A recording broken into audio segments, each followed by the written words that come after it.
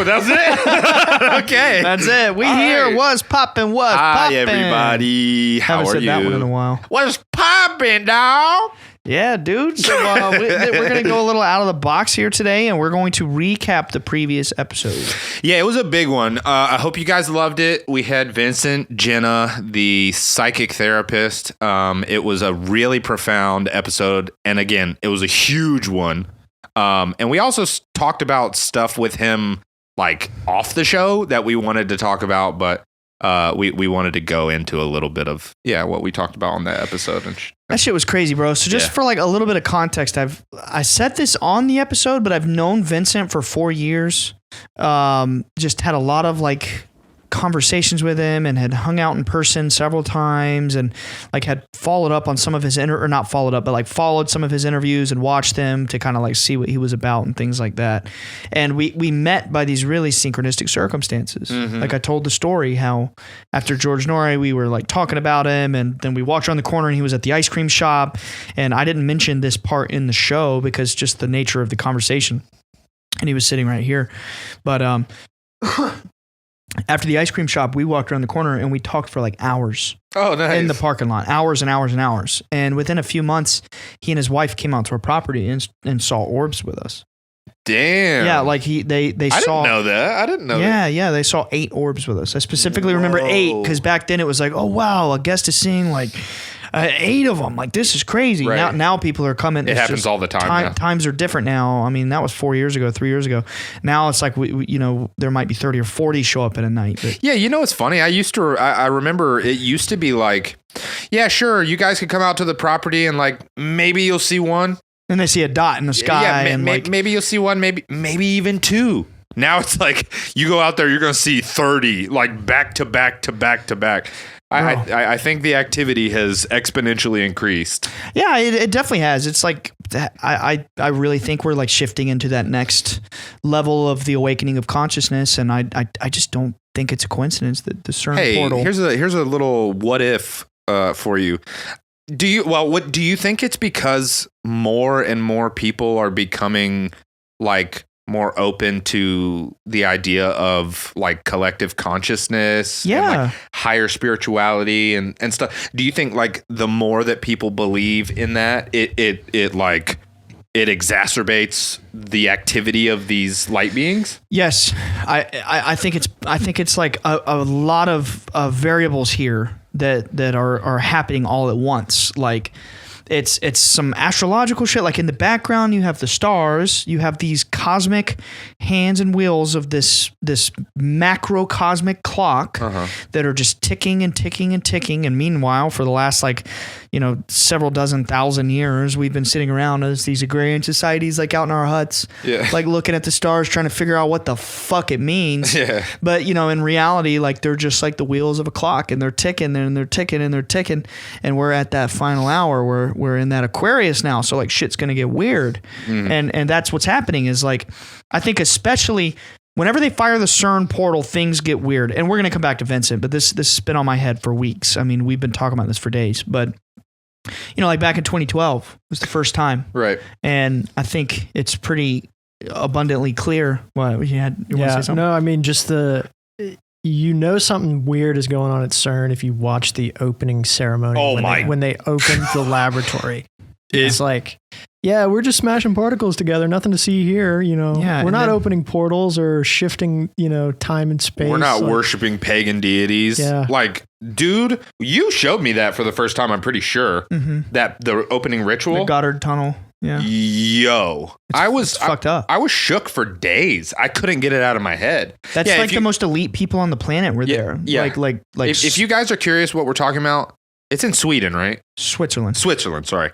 Yeah. This big, CERN, or this independent, whatever you want to call it. It's the premier scientific facility in the world. Right.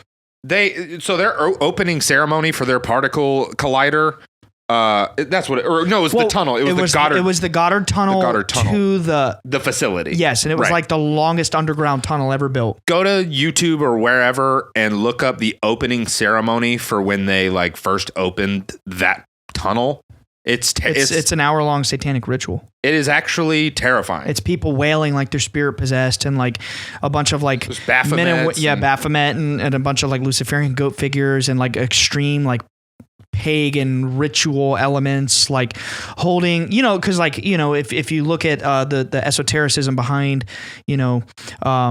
Saturn, the satanic force, the horned deity of paganism and Wiccan and witchcraft and shit. It's all about the harvest. It's all about like Saturn, death, the reaper, the harvest, the cycle, not the cycle of like fertility and life, but like the cycle of death and decay. So there's a lot of like agricultural type shit. Like they're dancing around in like bundles of wheat, and they have all these like weird ass sticks and shit. It's very occult. It is bizarre. It's very dark occult. Did you ever see the video of that person that was like staying at the facility and like filming outside of their window, and they witness a human sacrifice in front of the statue of Shiva? That was Shiva. Right. And he's in Hinduism, there are four icons of Shiva, four common icons of Shiva amongst worshipers, and one of them is like just a stone. I don't remember the other two, and then one of them, probably the most important, is the one where he's dancing in the ring. Yes, and that's what they have at CERN. They have a statue. I'm sorry, I'm having an allergy attack. Oh, you good? I'm like itching really bad, but oh shit, dude. You need to purge them negative spirits with some Claritin. Dog. I haven't taken allergy medicine in weeks. What was it? Cow manure juice, as Vincent called it. And then you start throwing up. Yeah. Hey, you want to hear a fucked up quick story, real quick, man? I got a fake tooth. Actually, I just found out, I think a couple weeks ago. I have a ceramic tooth. Oh my God, this is a fun anecdote. Ryan used to prank people that he recently met by like, he'd hang out with them for a few hours, because it used to be a removable tooth on like a retainer. So he'd hang out with them for a few hours, and then he'd like go somewhere and take it out and come back and just start talking to them. And I remember he did it to my wife, Casey, and she like her face was pure horror. She was literally like, stunned. I used to do it to everybody. She was stunned. It was hilarious. Okay, sorry. Well, here was the finale of my fucking tooth coming out. So when I was like, for the listener out there, it's like, why you have a fake tooth, bro? I'm a hillbilly, all right? And I was born without the gene for this tooth to grow in, and little 13, 14-year-old me, finally, when I'm supposed to have like my last adult teeth coming in, because I was a late bloomer, one of the bitches didn't grow in. Oh, it just never grew? I just never had a tooth. Oh, damn. And when I got braces, they had to like, for 3 years, have like a placeholder there. Which one is it? This one. It is. Oh, okay. Yeah. That's right. But so there's a whole saga with this fucking thing, man. And like when I was 18, I got a fake tooth, a ceramic one put in when I got my braces out. And the dentist who did my tooth fucked up. I don't want to say any names or anything like that, but she was basically like low key, like a narcissist type sociopath type figure. And I don't want to give any sort of like personal identifiers here, but her husband was my wife's dentist.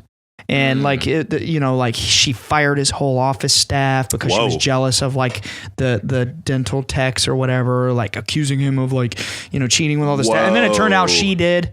She was just like whack. And I say all this to say, like, she literally fucked up my implant. When I came to the dentist here, I had my first checkup, and he was like, dude, like, I don't know how to tell you this, man. And dentist verbiage. Right. He's like, dude, I don't know how to tell you this, man. But like that implant is way too big. Like you run the risk of all the surrounding teeth around it, like moving, rotting out of your fucking skull someday. And I'm telling you what, dude, my gums are receding. I'm like, oh shit. Anyway, when I was 18, she put in the first implant, and it was not right. It was like the bolt was too small or something. And it would fall out, and it would fall out, and it would fall out. Oh, and remember, I would take it out, and I would prank people with it. Yeah. Well, I was at my friend's house, and they fed me a fruit roll-up. And after eating the fruit roll-up, I go look in the mirror, and I'm like, where the fuck is my tooth? It's gone. I ate it. Yeah. So shout out Baxley twins, love them to death. They spent like the next hour and a half. And Chris. Shout out Chris Tootin. They spent the next like hour and a half trying to make me puke my tooth out. And we're going to bring it back to where we were, but they're hunters. And one of the things they had, dude, this was disgusting, man. One of the things they had was a bottle of fucking deer urine. You're shitting me. You did pheromones. You did not drink that. Dude, they said, close your eyes. You did sniff not. This and you'll puke. No, you still okay. No, hell no. Dude, if someone made me drink that shit, I would go berserk. I would go swinging. Like I'm not about to. I don't care. You know, it's like fuck you, Bear Grylls. You can be as tough as you want to be, bro. You can drink your deer piss and shit. Pee. Get away from me. He drinks his own pee. That's even worse. He said, "I'm swinging." Like get away from me, dude. Fuck that. Okay, Ryan. I got a question for you. What would you drink first, your own or deer urine? My own. No doubt. I wouldn't drink piss. I would sit there and I would. Yeah, come on, Ryan. In this scenario, obviously you have to pick one. I would be like the Vietnamese monk and I would set myself on fire. Okay, cool. I would, man. Moving on, yeah. Yeah, but anyway, like, you brought up like drinking cow urine or manure or something. I actually was in a scenario where my friend said, "Close your eyes, sniff this. You'll Did you puke? No, it didn't work. The final thing they were like was, all right, let's just keep punching him until he pukes. I'm like, I'm done. And I swallowed the tooth and I went back to the dentist and they gave me another one. And anyway, it's a long saga with the shit. Let's just punch him in the gut until he pukes. They made me drink Sprite in a banana. You know that? That's supposed to make you puke. But it was Diet Sprite. Dude, I drank an entire... He said, but it was Diet Sprite. It didn't work. I drank an entire liter of Diet Sprite. What the fuck? And ate a banana, and I didn't puke. And then they brought out the deer urine. Didn't tell me what it was. They're like, bro, just sniff it. Just sniff it. How have I never heard this story? This is hilarious. This I was 19. This was 10 years ago. And and then they were like, fuck it, let's punch him. And I'm like, I'm done. I'm done. I don't give a fuck, man. Fuck it, let's punch him. I was born without it. I can part with it. That's the most 18-year-old kid thing, male thing to do. We gotta make him puke. Just fucking beat the shit out of him until he pukes. And you chugging a liter of Diet Sprite. I'm feeling sick. Dude, it's just, I don't know. You should just chug milk or something. Why didn't you just pull trig? Yeah. I didn't know about that back then. Yeah, true. I was like 19, guess you hadn't started drinking. Yeah. No. And then y'all know what happened at my bachelor party. Yes. Damn. Anyway, back to the, what the fuck were we? What's this episode about? This is about Vincent. What's this episode? Oh, yeah, Vincent. Well, it's a recap. It's and we just recapped an old story of so this is an Off the Rails episode. We need to start a sub-series of episodes called Off the Rails. No, it's just a general recap. Of everything. Yeah, of life. Whatever. Yeah. Yeah, why not? Cool. It's like we always have all these topics. Sometimes we just got to kind of like have fun and just I love it. Have conversations. I've always wanted to just like have chill episodes like this. But yeah, we do want to talk about some of the Vincent stuff. Yeah, so back to that. Anyway, so he had come over, he had like been seeing orbs with us, and we just had this strong feeling that we were meant to be friends, we were meant to be connected. Mm-hmm. And like honestly, I didn't even believe in any sort of psychic mediumship. I've always thought it was like kooky or, just like for TV, and having these private conversations with Vincent. Although I don't necessarily, know or understand or believe or, put like absolute faith in every level of this like psychic mediumship thing, I can't deny that some of the things he tells me have been so profound, so like shake me to my core, like, whoa, bro, like how do you know that? No, for sure. And I have the same experience where prior to meeting Vincent, it was like psychic mediums to me seemed very like snake oil. Like, it seemed very just like grifty, like just trying someone's on in the audience has a letter M and they passed away and they're speaking through the spirit world. Right. Like that. But no, when you meet Vincent, he'll tell you things about yourself that he couldn't have known. Yeah. Alex has a really crazy story. Yeah. Do you want to tell that? No, yeah, I can. I'll give a lot of backstory though. So I met Vincent before at the Bledsoe property. It was around Christmas time. And this was actually, we were explaining to him that we wanted to do the podcast. This was pre-podcast and we were just kind of like talking to him about it and he was gassing us up. He was like, do it. Like, it's going to be awesome, So that was cool. But like nothing happened with me. Like I didn't see anything that night and he didn't like tell me anything. And I didn't want to be like, give me a reading. Cause I just met the guy and I'm like, this is his life and his profession. And I'm like, I'm just trying to get something for free. So I didn't say anything. And then me and Ryan were talking before he came on and I'm like, dude, I wonder if he's going to tell me something, like, we'll see what happens and set my intention and whatever. And then I think it's towards the end of the episode, but Nick, he's like, yeah, you two were together, like married. Oh, right. Yeah. And so he told us we were married. Yeah. And he said I was a prince and he said you were good looking. So, hey, Yeah. And I was your hot wife in a past life. Yeah. I mean, Vincent basically told us that I was Alex's hot wife in a past life. My favorite part was I'm honored. You said, I was a princess, and he was like, not really. But hey, married look, up. But yeah, by association, if I married a prince, that makes me a princess, dude. It does. Even if I started out as a gutter rat, it don't matter, dude. I'm married up. And then here's the best part. He goes and dies in battle. You get all the gold bars. That's a spoiler, bro. Yeah, no, that wasn't in the episode. Oh, okay. That's a spoiler, okay, bro. That's okay, a spoiler. Okay. I forgot that was in the episode. All right. So then we went to dinner, and I had a couple like private sidebar conversations with him, but it was nothing like we just kind of talked about manifesting really. And I was telling him what I liked about what he said and his story and this and that. And I actually had him tell me about a dream I've been having. We can go into that later on. Oh yeah. Sure. I want to anyway, hear about that. This is the episode, dude. For sure. We're going home. We're in the car. Vincent's driving us back to Ryan's apartment. And Yeah. Ryan's like, We all went to dinner with Vincent and his wife. And Eileen. then, we're riding back in Vincent's car with him, me, Ryan, and Alex. Yeah. And Ryan's like, so you said Alex was a prince. Like, tell us about that. And he's like, yeah. And so he just starts channeling it. He's just driving down the road, just telling me about my past life, which I thought was so cool. Yeah. And he's like, yeah, he was a prince. And I'm getting this like Middle Eastern feel, like it was in the Middle East. And Ryan was like, yeah, I thought that too.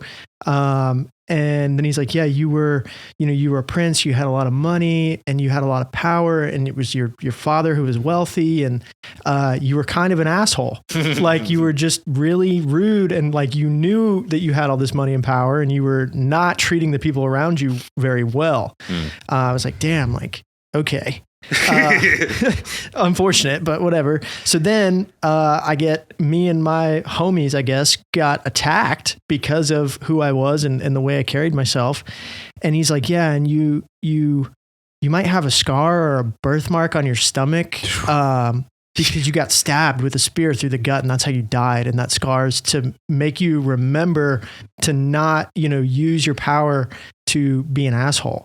Yeah. We're riding in the car, and Vincent's saying this, and Vincent goes, Alex, do you have like a birthmark or a scar on your stomach? And Alex just starts laughing. And I was like, do you?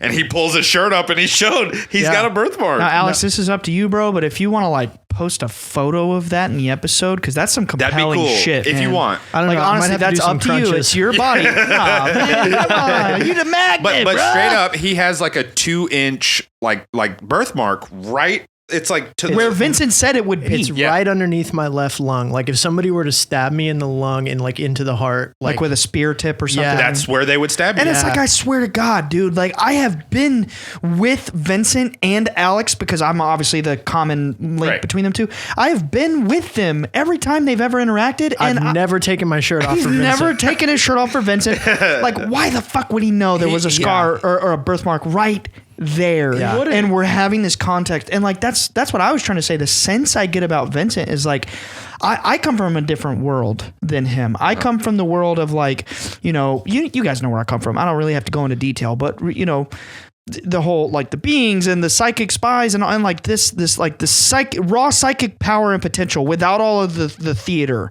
And the sense that I get about Vincent is he is an incredibly gifted, intuitive individual who grew up and was drawn towards the like mediumship angle of it to maybe like stand out in that field and use his gifts not to just like con people into speaking spirits, because let's be honest, like Vincent really does have gifts. 1,000%. Like I've just seen him communicate with people around me and their jaw fucking drops. Always. Like he has real gifts, and I get the sense that like he's just a special dude who was born incredibly psychically gifted, but like the path he's walked in life has led him to be this like really funny, really hilarious, like big mind, big picture, like TV psychic medium, but like he's really doing shit with it. Yeah. I don't know. It's cool, man. And it was like, he's one of a kind. It blew me away. It blew you guys away. Like, and we parted ways right after we got back, and I just like stewed on that. And it really honestly made such an impact internally, because I'm like, it's crazy because I hang out with you guys and like I listen to all the episodes twice, and like I listen to the stuff like, but I still like have my personal reservations about like death. Like I'm just like, I'm still fighting or was fighting with that internally and within myself because of, Joker brain or whatever. And is it that, or is it like the religious upbringing, you think maybe, or a mixture? No, I just think it's just like, it would just be a shame if that's it. Right. Oh, right. Like just nothingness. Right. That's what I struggle with. Sure. And I think that's more of a control thing with me. Yeah. But anyway, post this thing with Vincent, dude, I have felt so good. I'm like, it's like, I know for a fact it's real. Like what he's telling, everything he said to me resonated with me. And I'm like, I'm just very comfortable now knowing that the soul is truly infinite. And like, it says, this is not what's going on. That's beautiful. And it's like what I took from that has been so awesome. That's picking up a trend here, boys. Like there's certain people that we interact with, and when we leave them, we're changed. Like no doubt, example, Duncan. He changed the way I think about reincarnation forever. And for me, it was chakras. The thing that he said about being able to. Oh, I'm sorry. I was thinking Vincent. You meant Duncan changed you about reincarnation. I blanked for a minute. I got you. Yes, yeah. Same. Duncan, like how Same. you can.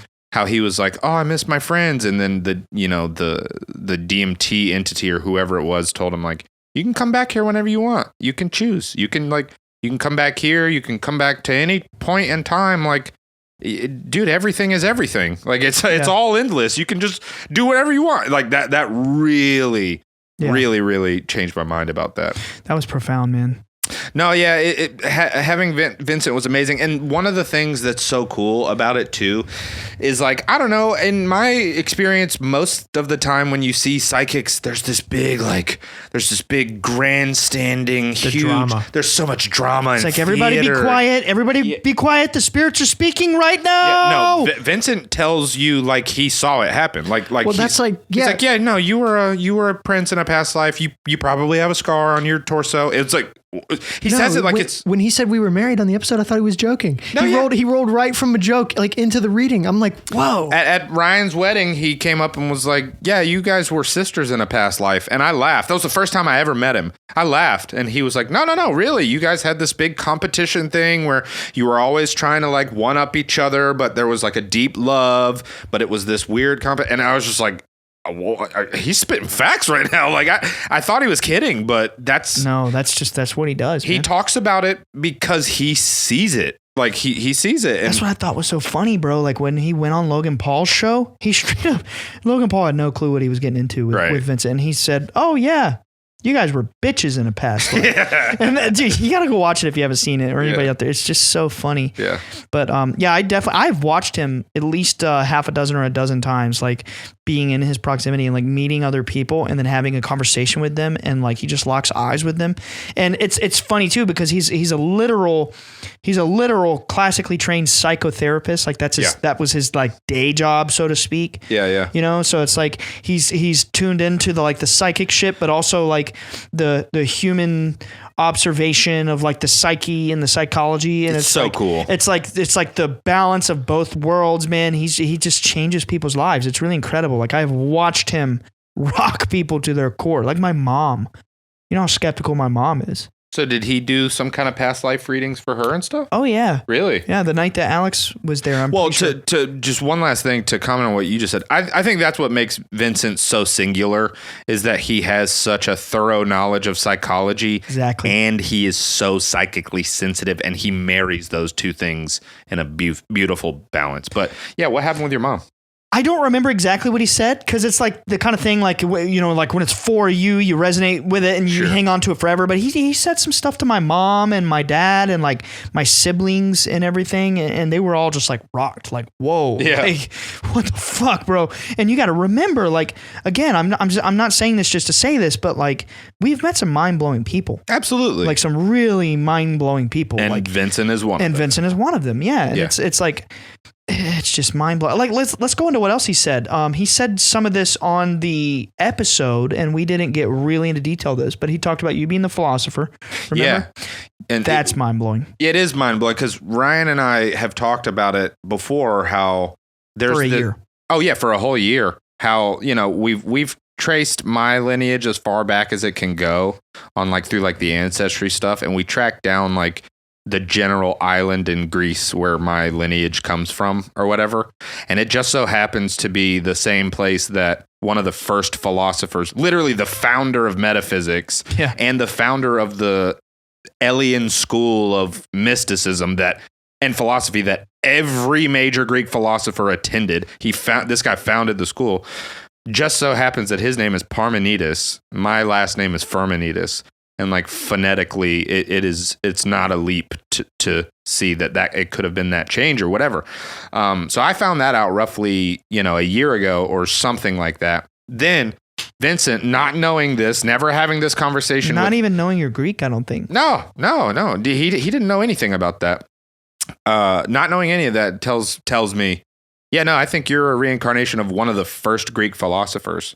And one of the big ones. Yeah, and Ryan and I have literally talked about that. Ryan used to make jokes and be like, "You're the reincarnation of Plato, bro." Yeah. Like all the time. He would make jokes. Dude, you're Plato. Yeah. He called him Pluto. Pluto. Yeah. Vincent kept saying Pluto. Yeah. But yeah, so that was extremely mind-blowing for me. And then another one of the really funny things that he said when we were in the car on the way back from the restaurant, this was so random. He just goes to me, he goes, "Do you, he's like, I don't want to be crass or anything here, but do you like walk around the house naked?" And I was like, "Yeah, totally. Yeah. Like 50% of the time. I was like, "Yeah, like 50% of the time, whatever." And he's like, yeah, no, that makes total sense because like one of your other Greek incarnations was like one of the first Olympians and, they compete naked and whatever. He's like, "So you're very comfortable being naked, aren't you?" And I was just like, yeah. It's like, how would he know that? How would he know that about me? And like, I want you guys to understand it's that like bizarre. This is a recurring theme and joke that we have talked about. Like sometimes like getting home, shutting the blinds, naked. Like this is not just a random thing. Like no. I want every listener out there to understand that like for us privately, this has been an ongoing conversation in our 15 years of friendship. For him to just pull that out of his hat like a rabbit is so bizarre. It makes no sense. It is truly like affirming to me. Like he's telling me shit about my life that he shouldn't know. Yeah. So to that point too, about the scar, I was explaining this to my little brother. I have a brother who's 2 years younger. Shout out Nick. Shout out. Nick. Yeah. We're Nick boys. Yep. I told him the whole story. He's like, "Dude, do you remember when we were kids, like 7, 8 years old? And you said, yeah, dude, look at my birthmark. I said this. I said, look at my birthmark. I was probably stabbed to death in the last life." No way. Yeah, I swear to God. Yeah, no way. Yeah. And just told him that, like, didn't know you in guys. Passing. Yeah. It wasn't like, that's weird. That was your psychic intuition. That was your subconscious, like literally, like, dude, you were remembering it. Right. Yeah. What I'm getting at is like, everybody knows. Everybody knows, you just have to listen. Yeah. And like the clues, like it's almost like Easter eggs, right? Like all the clues were there for you. Ryan told you, and it's like, you just got to listen. And I wasn't kidding when I was saying that though. Like, when I make a big grandstanding joke about something and keep beating it home, it's because I want you to believe it. It's usually real shit. It's me, like Vincent. Like, I'm not saying I'm like Vincent or anything, but like, yeah, like I really mean that shit when I'm like, "You're Plato." But to Vincent's point, everybody's like Vincent. Yes, everybody's. That's why. Within, yeah, that's what really sets him apart. To me, is there's nothing. He will tell you there's nothing special. You can do everything I can do. You just have to do it. Like, you have to practice and you have to listen and you have to like unlock these capabilities that you have inside of you. Yeah. Whereas all of your other fake drama, they're like, "Oh, it's a special gift that I have and only me, and like, you can't do this." Yeah. I was born with these special gifts. Keep me on A&E, And on part 2, we'll go into his story. I'm not going to go into the details of it, but like, he had an incredibly like bone chilling entity contact when he was in his early 20s or mid 20s by him and his wife. Like, that's what he was telling us at the restaurant. Yeah, but I don't think he went into the full story. Like, he had like full spirits manifest and basically tell him like, "Hey, you got some crazy shit to do." And like, I know he's telling the truth, man. The fact that he came to my property and he even saw the beings in the first place, like, this guy, I say this guy, he's a very good friend of mine. I'm just if you hear this, Vincent, love you, but Vincent, like this fucking guy, but like, hey Tony, but like I know this man has the heart that is trying to wake people up. No doubt. He's for real. He's not a bullshitter. 100. He tells me this, like when I went and stayed with him this past December, by the way, he's had thousands of psychic therapy clients, and he's like shared some stories with me without like breaking any sort of confidentiality and names, and like, dude, like shown me like pictures of like weird synchronicities that have happened, like crazy shit, man, like really changing lives with psychic therapy. He has his own like private practice with it. That's awesome. Anyway, when I stayed with him in December, he even was very open with me, and he was like, Ryan, it's like I'm either real or I'm crazy, but either way, I'm just going with it. You know, like he's not the kind cool. He's not the kind that you see on TV and is like the Long Island medium. Like, you know, like I really get the sense that he's genuinely just like us. Like something's happening to me, I'm just following it and like doing the best I can do with it. Like I no doubt, I think he's the coolest psychic medium I've ever seen. 1,000%. Yeah, he's cool as fuck. And to me, he's the most legit that I've ever known. And yeah, it's just like. It's really crazy when and if you guys are interested, so he offers like his services. Yeah, he has a whole practice. So hey, if y'all are interested, hit up Vincent. Also, definitely do get his book. I started reading it, by the way. Really? Yeah. I'm like halfway through or so. Good. Yeah, it's awesome. I need to, man. It's really cool. It's just like a telling of his journey. Each chapter is kind of split into different stories of him helping people and how, like, the way that he helped people and the lessons that he learned through helping people. That's what I'm reading right now before bed. I'm like halfway through. VincentGenna.com. VincentGenna.com, yeah. VincentGenna.com, Genna.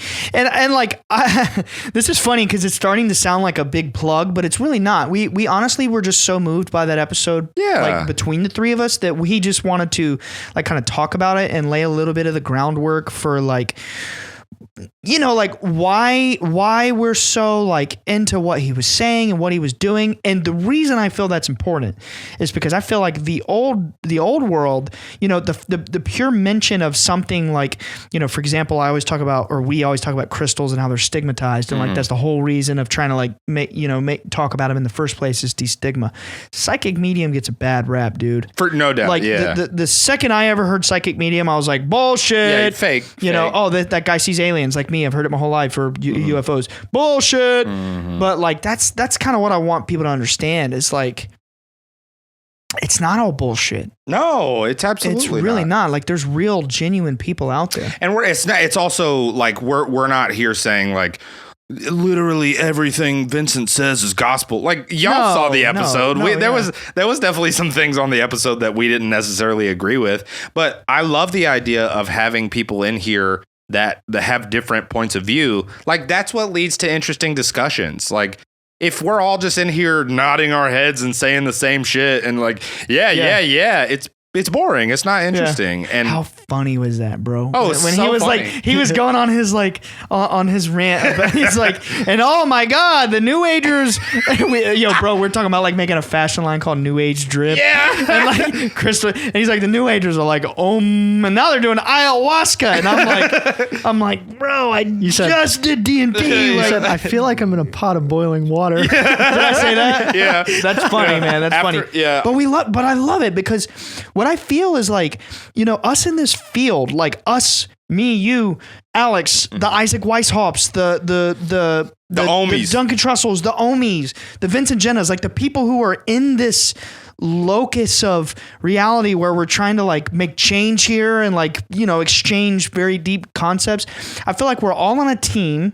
We're batting for the same goal, but we're just figuring it out a little bit differently together. Yes, and like exactly. It's okay if there's 1,000 pieces on the board and like maybe I agree with like 850 of yours and maybe like 900 of that guy's, and you know what I mean? Like, it doesn't matter. Ultimately, we're all on the same team, and it's wonderful. No, I agree. And that's why, like, that's one of the reasons why we sometimes on this show, we talk about like Aleister Crowley, Aleister Crowley. we talk about H.P. Lovecraft. We talk about some of the darker things.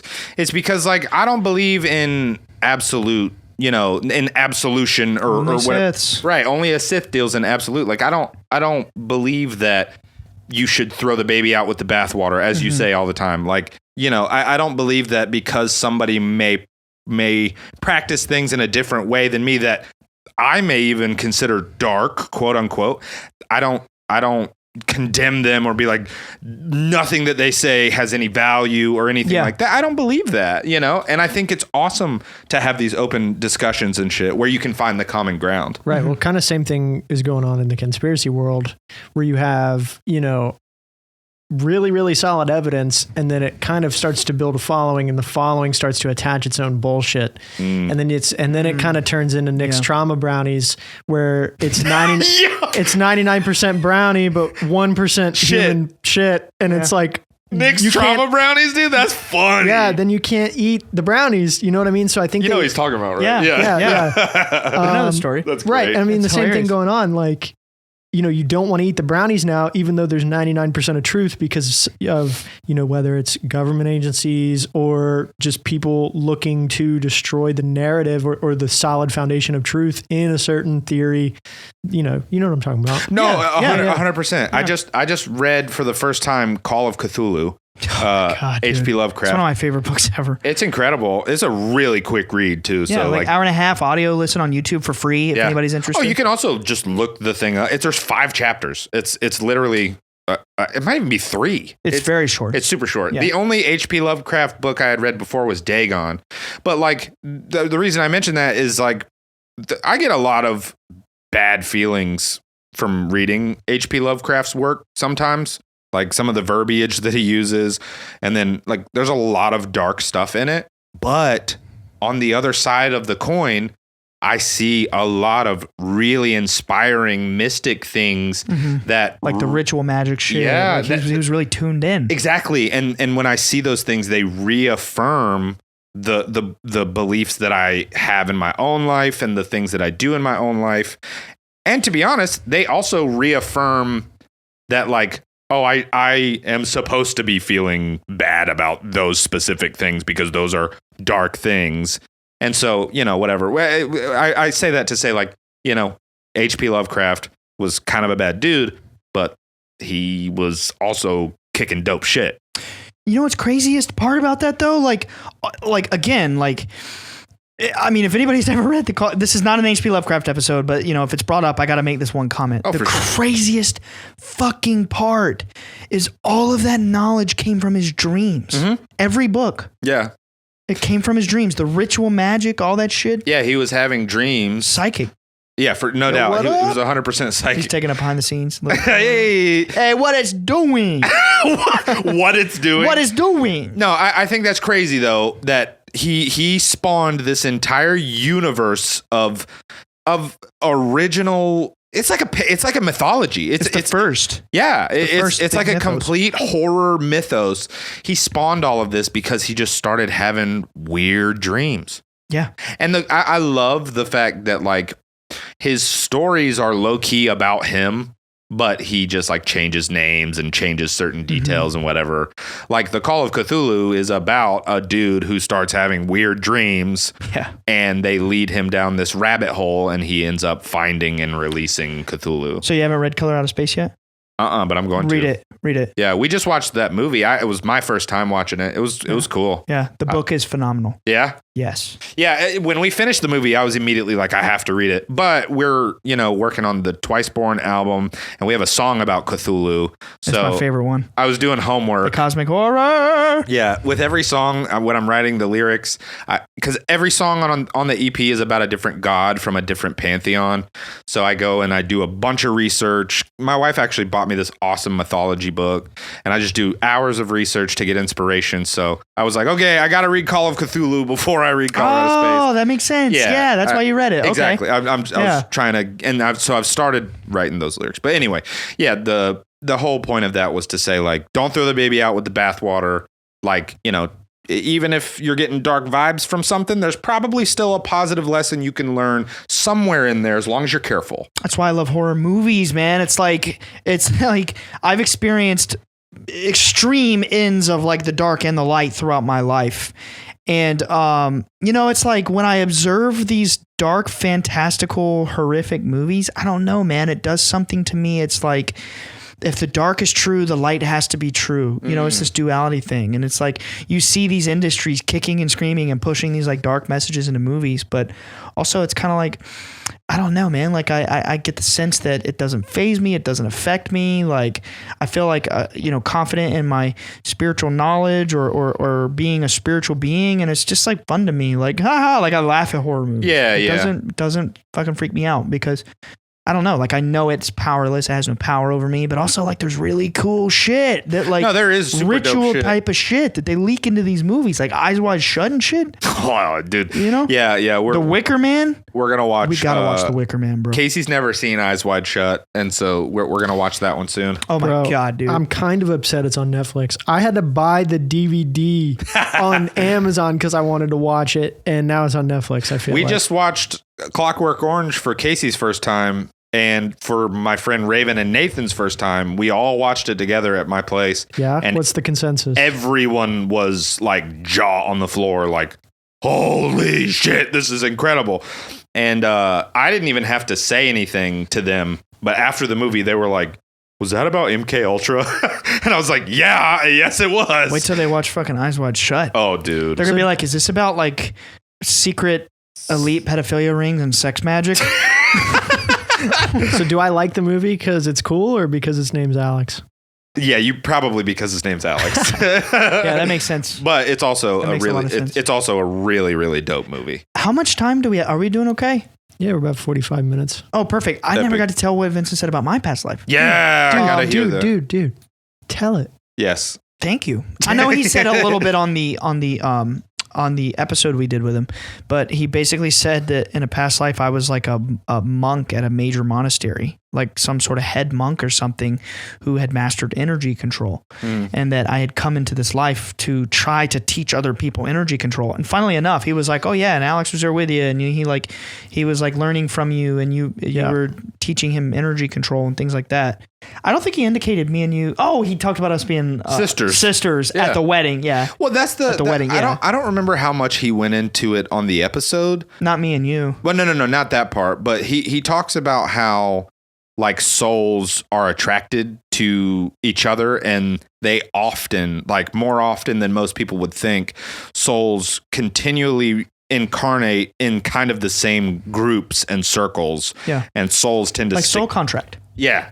So it was family for sure. Yes. And then people that you form genuine connections with. And then he said, if it's like a casual acquaintance and you don't really talk to them, then probably not. Right. Like not everybody you run into, but like meaningful relationships, there was probably a past life. That's right. That's what he said. Like if you meet somebody and you feel like a strong connection with them, like almost definitely your souls have incarnated together before. Oh yeah. And so I look out for that now. Like when I meet somebody and form a strong connection, I'm like, you're in my life for a reason. Like we've done this before. You know what I mean? Like we've done this before in a previous life. Can I go ahead and say something real quick? Something that's needed to be said. First, I'll finish. I'll just get the last bit of the detail out. Essentially, he didn't have a whole lot to say about me because it was more so like an opportunity with Nick and Alex, which he doesn't typically have. So just to blow past that, he said I was like a monk at a major monastery, energy control.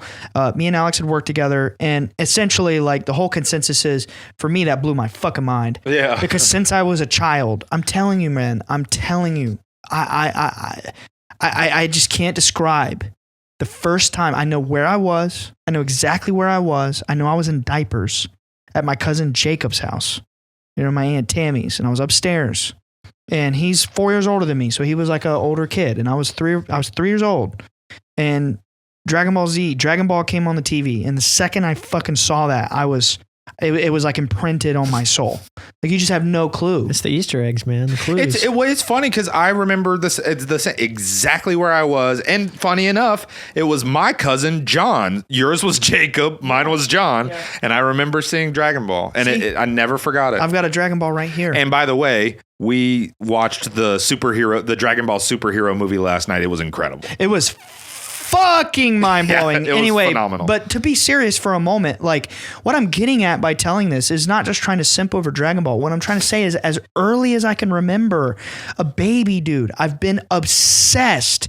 My 3 favorite things in my childhood, you know this, but my 3 favorite things were Ninja Turtles. They're fucking, yes, it's an American cartoon, but they're doing ninjutsu and like, like martial arts shit. Eastern martial arts and meditation and mystical practices. Fucking Power Rangers. What's that? Super Sentai. Yeah. They do karate and then they like grow into these giant like Ultraman, Godzilla type mech fights. Like it's literally a rip of Super Sentai and the kaiju cinema of 1960s Japan. And then Dragon Ball Z. Come on. Like ever since I was little, I used to like be obsessed with martial arts. And I remember when I was 14, I wasn't quite ready yet, but I went to an MMA school and super like sheltered Christian at the time. But they had a lot of bad language and my mom kind of like talked me to not going there. It was a really rough and tough, like big, like Eddie Bravo types, like rolling around doing jujitsu, like, fuck, bro, you fucked me up. Like I was just a sheltered little kid. Yeah. But then when I became an adult, I got into the Wing Chun school, took it very seriously. I mean, like 4 years, like I was having conversations with the Sifu about like being initiated into the deeper levels, like being advanced to the senior class, and he would tell me all the time, like, someday you're gonna run a school. Like I was fucking in that shit.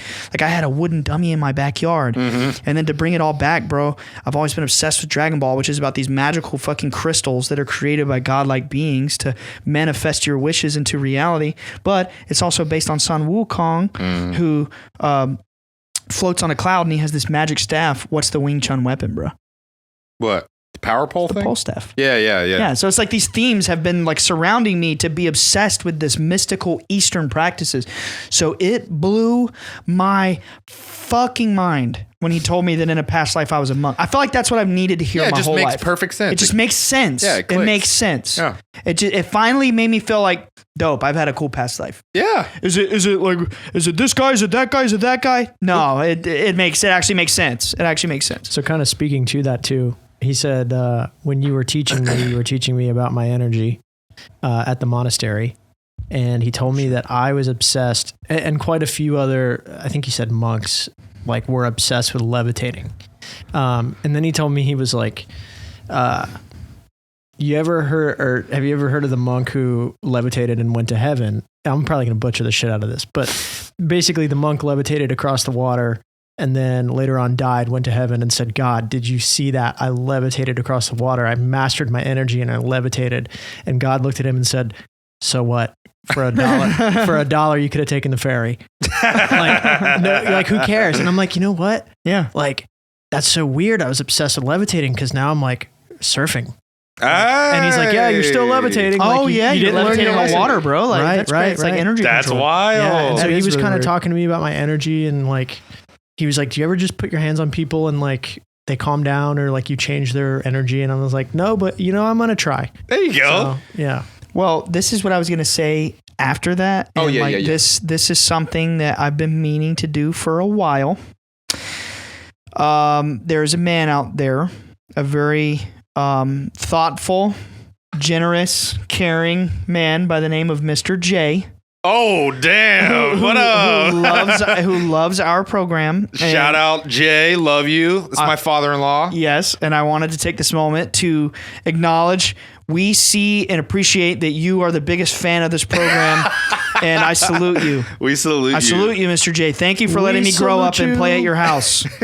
Yeah. Thank you. Love you, dude. Thank you for letting me do dumb shit in your backyard. You're the best. Yes. No, I really, he's the best. He's totally the best. And it's funny because he's like been kind of slow to to pick up on some of this stuff and to pick up on the podcast and whatever. But the last time that I went over there, he talked to me for like 2 hours straight about like the podcast. Like a few days ago, bro. He had just watched the episode with Bobby and Marky, and he was telling his fiance like in great detail. He was breaking down like all the details of, and then this happened, and then this, and he was asking me to tell her the story, and like I was getting some of the details wrong, and he's like, no, it didn't happen like that. This is what happened. I just watched it.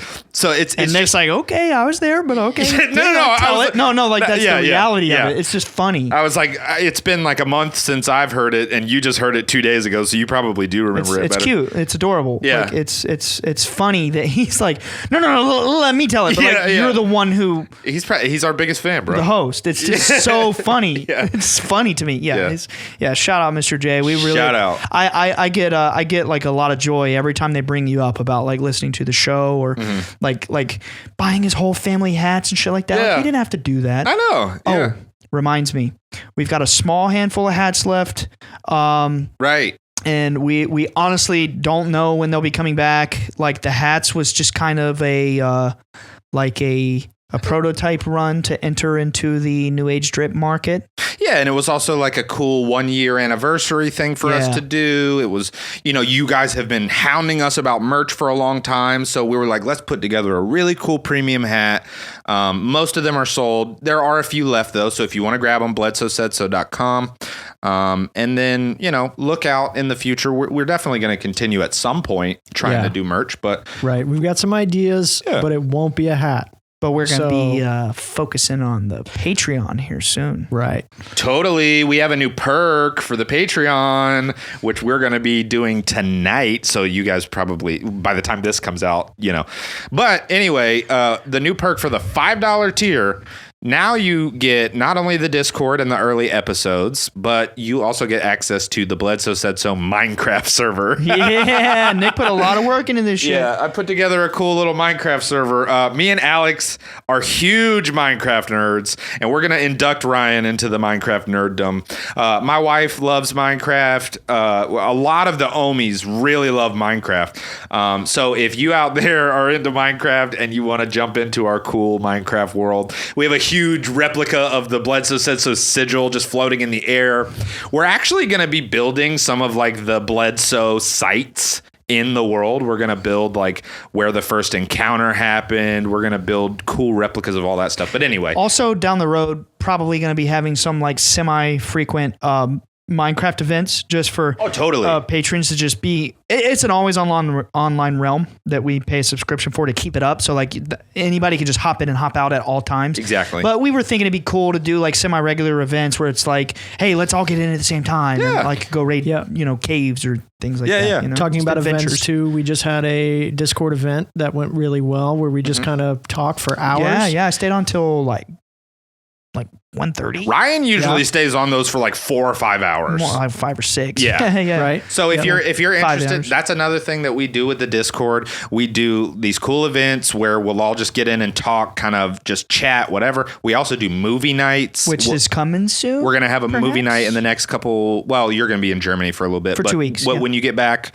we're going to do another movie night. All of that stuff is all included in the $5 tier on Patreon. And we do have plans for the next tier coming soon. But I'm not going to go into detail on this, but we've pretty much locked in on the upcoming, soon to be announced, soon to be released premium show. So just kind of like, keep your peepers open on Bledsoe Said So and what these crazy ass boys are doing. You know what I mean? Yeah, but that's it. I think that's everything, y'all. Yeah, we plug what we needed to plug. We love you all so much. Let's do it. Love you guys. You ready on 3? Yeah. 1, 2, 3. Bye, guys. Thank you so much for watching. If you want to see more, check out our other videos. And before you go, don't forget to subscribe. See you next week. Peace.